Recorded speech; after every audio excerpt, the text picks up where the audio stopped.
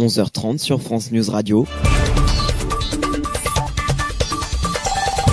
L'information avec Romain Lucas. Bonjour à toutes et à tous, ravi de vous retrouver pour ce nouveau flash d'information. Au sommaire de ce dimanche 22 octobre, c'est l'entretien de la ministre de la Santé, Agnès Buzyn au JDD. Nous reviendrons sur les mesures qu'elle prévoit pour sauver la sécurité sociale.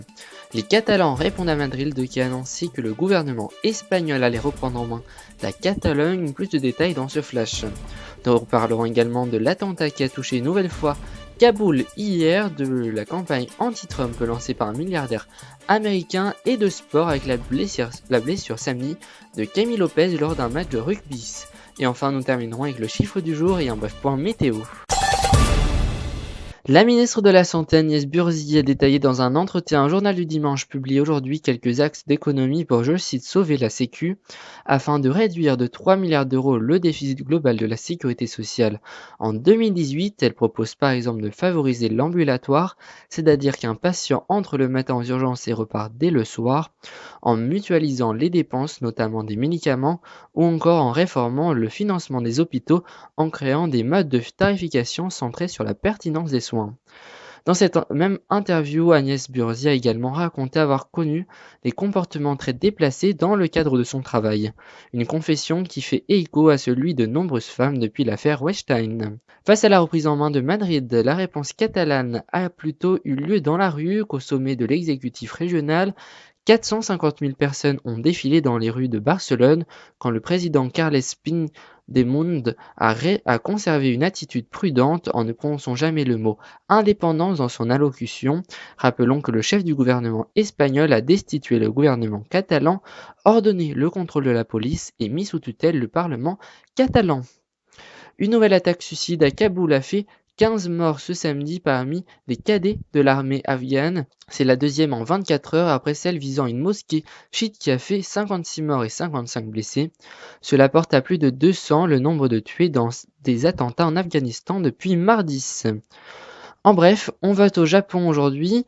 Les électeurs sont appelés aux urnes pour les législatives anticipées. En poste depuis 2012, le Premier ministre Shinzo Abe est le grand favori. Toujours en termes de politique, mais aux États-Unis cette fois-ci, dans un spot publicitaire, le milliardaire américain Tom Stewart s'en prend durement au président des États-Unis Donald Trump.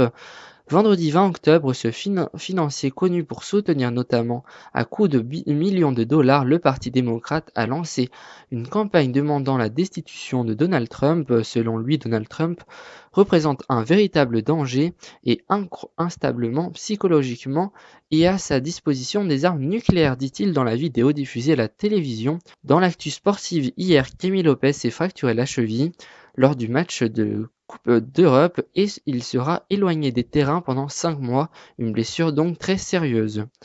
Place maintenant au chiffre du jour 8, comme les 8 personnes qui ont été mises en examen cette nuit pour association malfaiteur terroriste criminel dans l'enquête sur le projet d'attentat des militants d'extrême droite. Ils visaient des mosquées, des personnes de couleur noire et des politiciens. Terminons avec un bref point météo. Cet après-midi, le temps sera plutôt pluvieux à l'est et ensoleillé à l'ouest. Il fera de 10 à 20 degrés.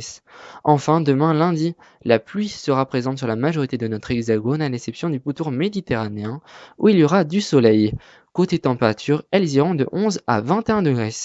C'est déjà malheureusement la fin de ce flash d'information. Merci à vous tous de l'avoir suivi. Votre prochain rendez-vous c'est demain à 15h pour le replay du débrief du mois sur Info TV. Passez une excellente journée et à demain.